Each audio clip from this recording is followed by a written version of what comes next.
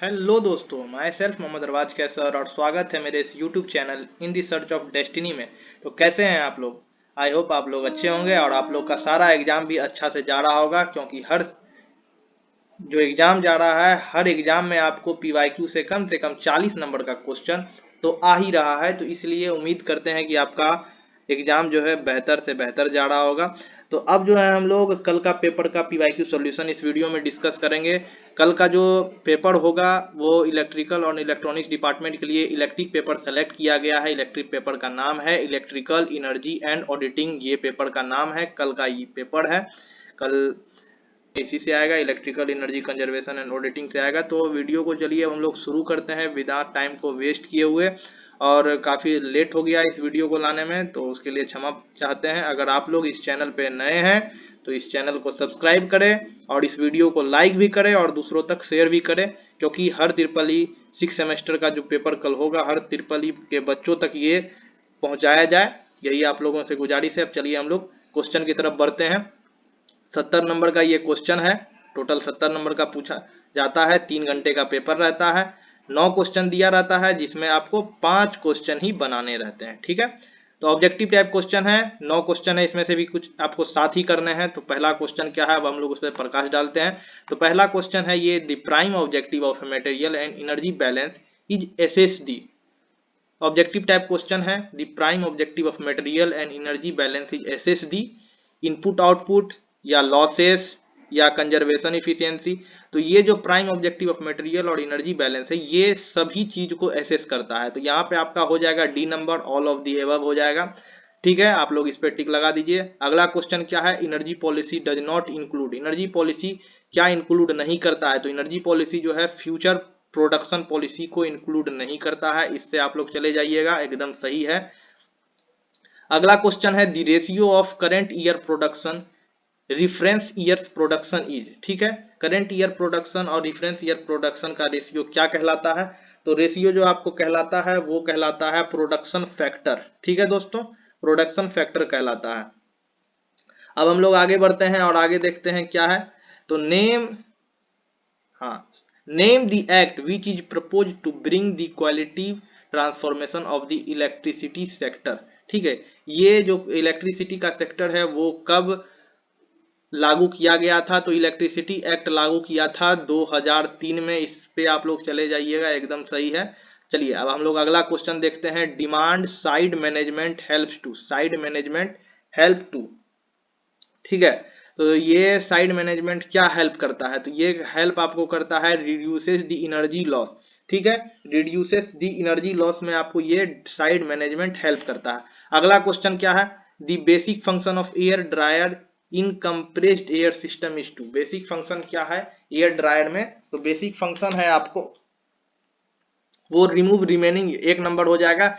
Remaining trace moisture को जो है उसको रिमूव करता है आफ्टर कूल करने के बाद। इस पे आप लोग चले जाइएगा, एकदम सही है ऑब्जेक्टिव टाइप क्वेश्चन। अब हम लोग आगे बढ़ते हैं और आगे देखते हैं कि आगे क्या है। The head generated by centrifugal pump. ठीक है, head generated by centrifugal pump is, तो इसका आपको हो जाएगा independent to the density of the liquid being pumped.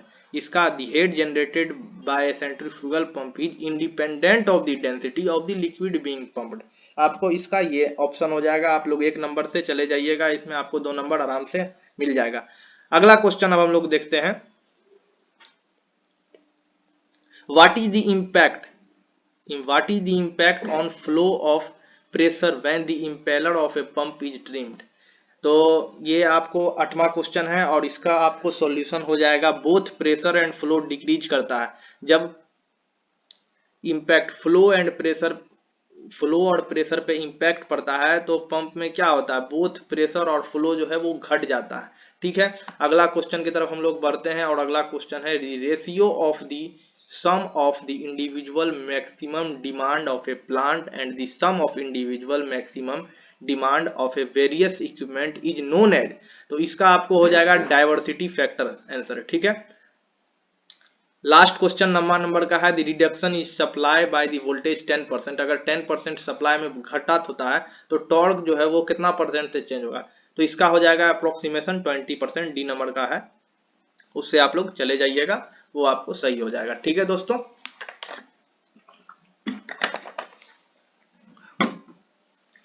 अब यहां से हम लोग आगे बढ़ते हैं और लॉन्ग टाइप आंसर को डिस्कस करते हैं। ठीक है दोस्तों, तो पहला क्वेश्चन है कि why does maximum demand need to control. मतलब ये आपको इलेक्ट्रिक फील्ड से आपको ये रिलेटेड है कि आपको खुद सोचना है कि मैक्सिमम डिमांड जो हम लोग रिक्वायर्ड कर रहे हैं इलेक्ट्रिसिटी को, ज्यादा से ज्यादा डिमांड है, तो उसको उस डिमांड को हम कंट्रोल कैसे करें। ठीक है, ये क्वेश्चन है। Suggest various method to control the maximum demand. ठीक है, अपने तरफ से कुछ सजेशन दीजिए कि इस हिसाब से आप डिमांड को कंट्रोल कर सकते हैं। तो अब हम लोग सॉल्यूशन की तरफ बढ़ते हैं।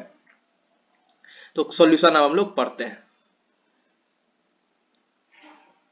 Sorry, controlling maximum demand in an electrical power system is essential for maintaining grid reliability, preventing overloading of the infrastructure, and ensuring the stable and efficient operation of the entire electrical network.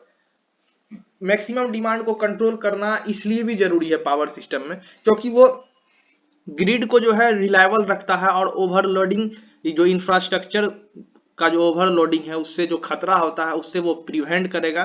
Overloading नहीं होगा तो खतरा कम होगा, और जो है stability को maintain करता है, और इलेक्ट्रिकल नेटवर्क जो वायर रहता है उसको भी आप लोग स्टेबल रखता है। ठीक है, excessive maximum demand can lead to various including grid instability, voltage fluctuation. Excessive maximum demand अगर होता है तो वो वेरियस इशू का मतलब बहुत तरह से उसका खतरा है और उससे बहुत नुकसान है। तो नुकसान क्या है, ग्रिड में इनस्टेबिलिटी आ जाएगा, वोल्टेज फ्लक्चुएशन आ जाएगा, कहीं पे शॉर्ट सर्किट हो जाएगा, वायर ब्रेक हो जाएगा, वायर हिट होने के बाद टूट जाएगा। तो ये सब तरह की चीज हो जाती है अगर हम मैक्सिमम एनर्जी को अगर हम लोग कंट्रोल नहीं किए तो। अब मेथड क्या है वो अब हम लोग देखते हैं, हालांकि आप स्क्रीनशॉट ले लीजिए। ठीक है, ठीक है, चलिए इसका आप इस पेज का पहले स्क्रीनशॉट ले लीजिए, अगला पेज का भी आपको लेने के लिए बोल देते हैं। चलिए यहां तक आप लोग अगला पेज का स्क्रीनशॉट ले लीजिए। ले लिए, अब हम लोग मेथड के पर एक बार डिस्कस करते हैं। Method to control maximum demand, क्या क्या मेथड है जिसके वजह से आप डिमांड को कंट्रोल कर सकते हैं। डिमांड रिस्पॉन्स प्रोग्राम, ठीक है, आप लोग एक बार देख लीजिएगा। पहला मेथड डिमांड रिस्पॉन्स प्रोग्राम। दूसरा time of use pricing, pricing पर भी ध्यान देना पड़ेगा। अगर हम मान लीजिए लोड का प्राइस बढ़ा देते हैं या यूनिट पर हम लोग डिमांड बढ़ा देते हैं तो लोग कम खपत करेंगे। ठीक है, बिजली कम खपत करेंगे। एनर्जी इफिशियंसी मेजर करेंगे, स्मार्ट ग्रिड टेक्नोलॉजी ले आएंगे। ठीक है, एनर्जी स्टोरेज हम लोग बना लेंगे। ठीक है, ये सब मेथड है जिससे आप कंट्रोल कर सकते हैं डिमांड को। ठीक है, ठीक, आप लोग स्क्रीनशॉट लीजिए और अपने लैंग्वेज में या तो लिख दीजिएगा या तो इसी में से काट छाट के लिख दीजिएगा। आगे बढ़ते हैं, आगे का क्वेश्चन क्या है। Explain the term static and friction head, discuss the role of this term in engineering. यहाँ पे छूट गया दिस टर्म इन इंजीनियरिंग। ठीक है, स्टैटिक हेड और फ्रिक्शन हेड क्या है और इसका इंजीनियरिंग डिपार्टमेंट में क्या काम है। तो अब हम लोग पढ़ते हैं स्टैटिक हेड क्या है। तो static head refers to the vertical distance between the surface of liquid at rest and the specific point in a fluid system. तो ये है स्टैटिक हेड, और उसका मैथमेटिकल एक्सप्रेशन ये होता है H equal to P by rho g. ठीक है, H is equal to static head, P is pressure, ठीक है, rho is density of the fluid and G is the acceleration of the gravity.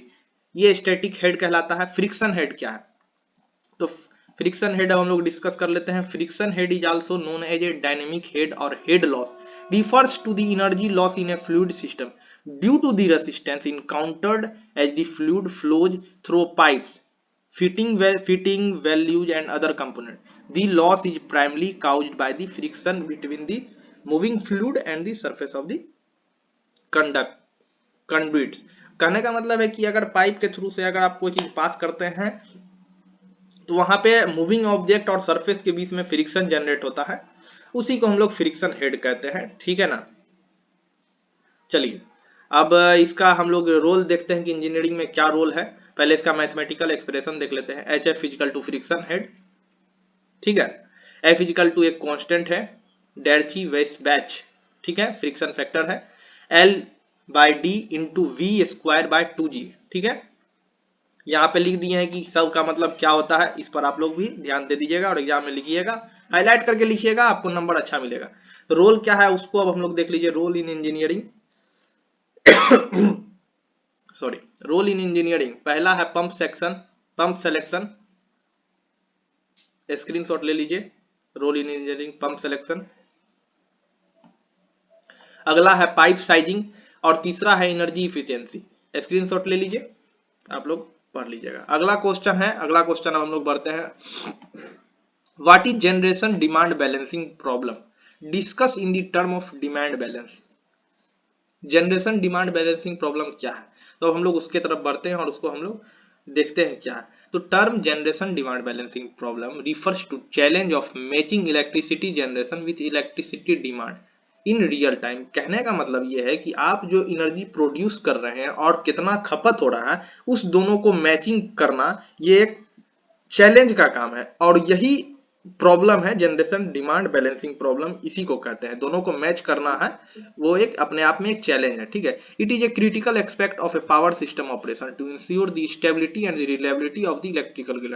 तो stability और reliability के लिए ये electrical grid में स्टेबिलिटी और रिलायबिलिटी के लिए ये एक स्पेशल क्रिटिकल एस्पेक्ट है जिसको ध्यान में रखना काफी जरूरी है, ठीक है। अब हम लोग बारी बारी से इसका एस्पेक्ट डिमांडिंग प्रॉब्लम बैलेंसिंग का टर्म को देख लेते हैं क्या है। तो रियल टाइम मैचिंग मतलब एक्यूरेट टाइम में, जैसे कि अभी निकला, अभी एनर्जी प्रोड्यूस हुआ, उसी टाइम में उसको टाइम के हिसाब से मैच करके उसको खपत करना, वो हुआ रियल टाइम, ठीक है।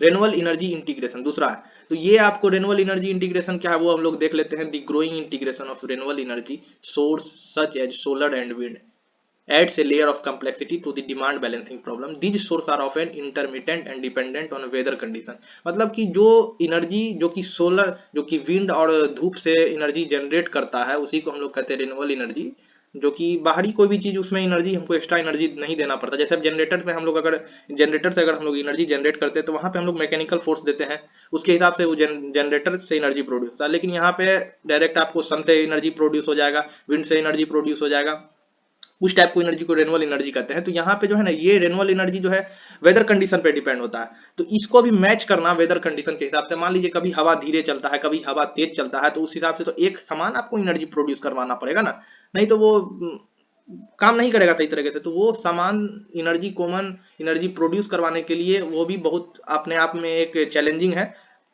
ठीक है।